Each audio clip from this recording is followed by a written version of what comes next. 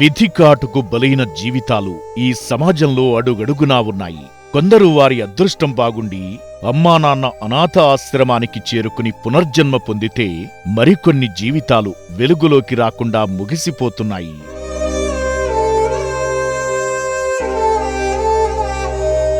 ఏ దేవుడు కరుణించాడో గాని కొన్ని నెలల క్రితం హైదరాబాద్ ఎంజీబీఎస్ వద్ద మతిస్థిమితం లేక రోడ్లపై తిరుగుతున్న యువతిని గమనించిన స్థానిక పోలీసులు అటువంటి వారికి ఆశ్రయమిస్తున్న అమ్మానాన్న అనాథ ఆశ్రమానికి తీసుకొచ్చి పునర్జన్మనిచ్చారు.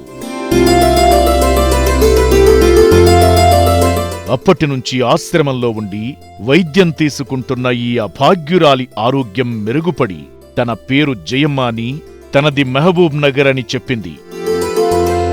జయమ్మ చెప్పిన చిరునామా ప్రకారం అక్కడికి వెళ్లగా జయమ్మే తన ఇంటికి తీసుకెళ్ళింది.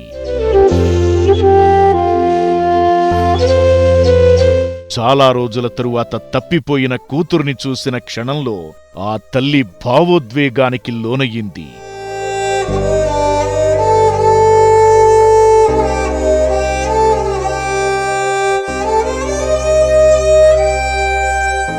ఈ సందర్భంగా జయమ్మ తల్లి మాట్లాడుతూ, కుటుంబ వ్యక్తిగత కారణాల రీత్యా మతిస్థిమితం కోల్పోవడంతో ఇల్లు వదిలి వెళ్లిపోయిందని, ఎన్నాళ్లకు తిరిగి మాకు అప్పగించినందుకు అమ్మా నాన్న ఆశ్రమానికి రుణపడి ఉంటామన్నారు. నా పేరు ఎల్లమ్మ, తిరుమలపల్లె సార్, ఊరు మైమినారు, కోయిలకొండ మండలం.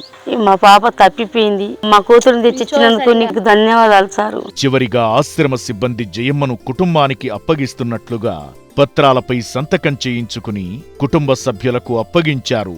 నా పేరు గణేష్. నేను అమ్మ నాన్న ఆశ్రమంలో పొరుగు చేస్తాను. ఎల్లమ్మకు రాజుకు అలా కూతురిని ఒప్పయిపోవడం జరుగుతుంది.